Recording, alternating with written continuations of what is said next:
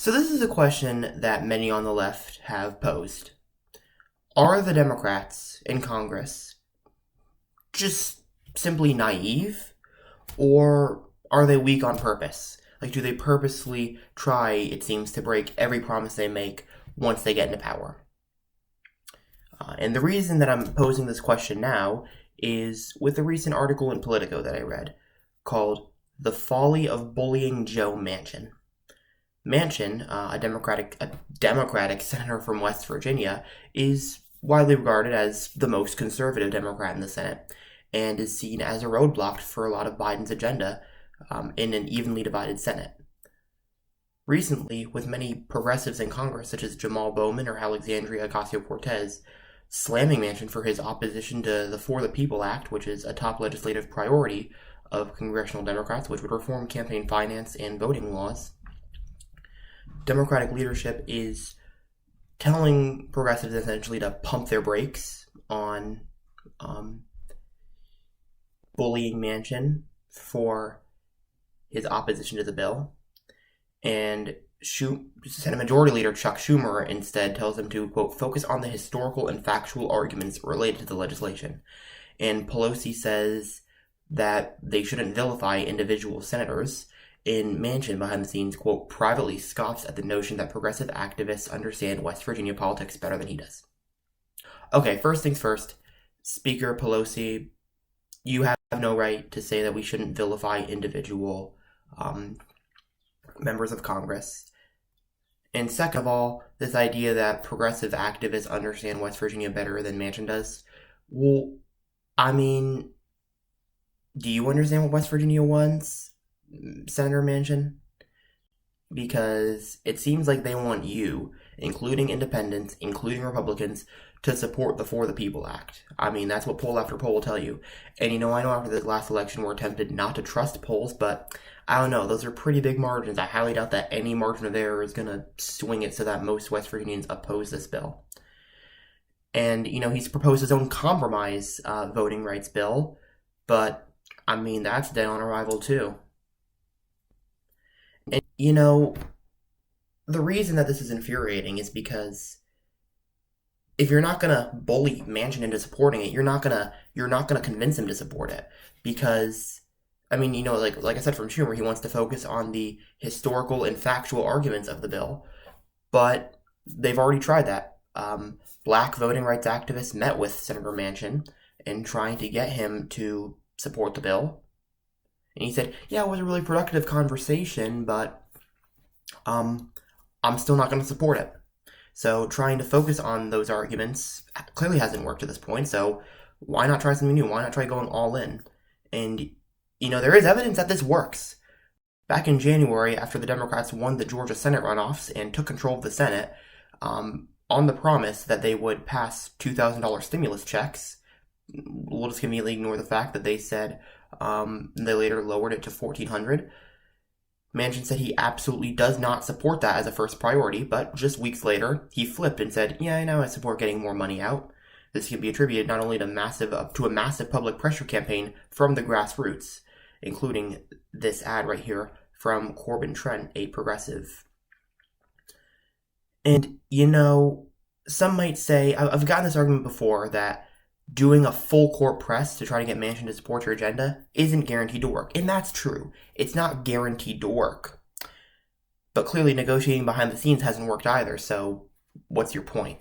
And, they bring up the example of Neera Tanden. Neera Tanden, for those of you who don't know, is the worst.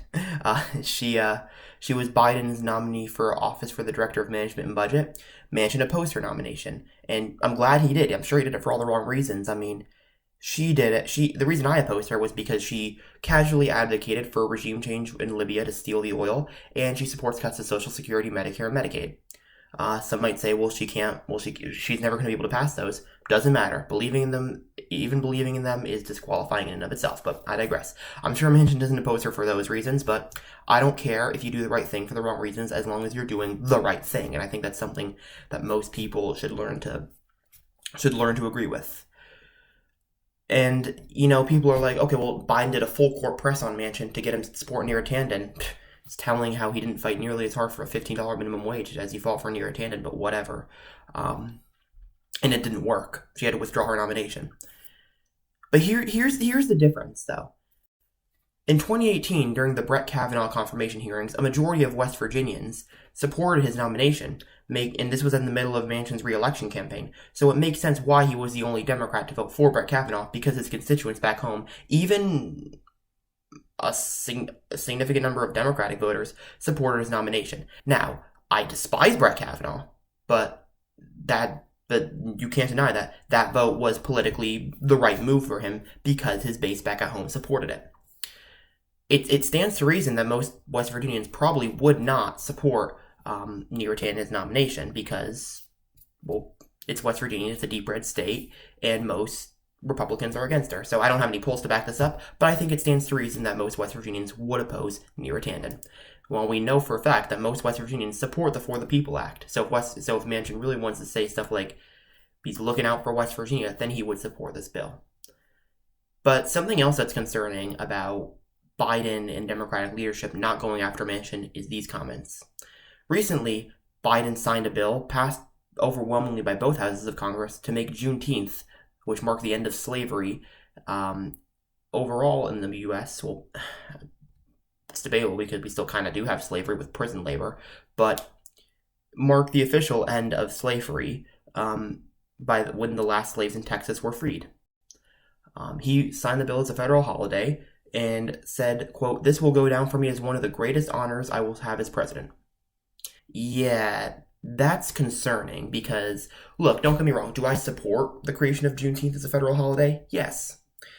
But at the same time, I think it's fair to call it window dressing because when you're doing this and yet you're letting Manchin get away with working with the Republicans to tank your bill to expand voting rights, which this bill would predominantly help minorities, people of color, black people, in terms of expanding their voting access because voter roll purges predominantly target them.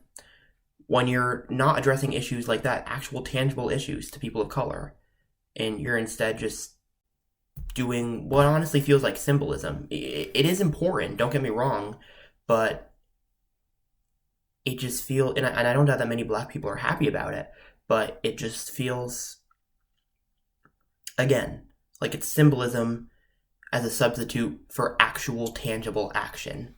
And that's definitely what it feels like to me. And, the final thing to mention is it doesn't matter. Even if Manchin were all on board with Biden's agenda, it wouldn't matter. Because there's always going to be a boogeyman that the Democrats use as a scapegoat to not pass their agenda. For instance, you have somebody like Mark Warner, a Democratic senator from Virginia, who is opposed to the PRO Act as he is taking money from Amazon, which of course recently engaged in union busting.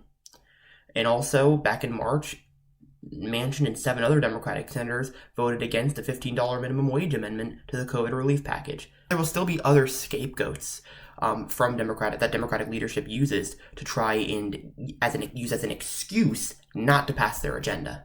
And there is one quote that sticks with me.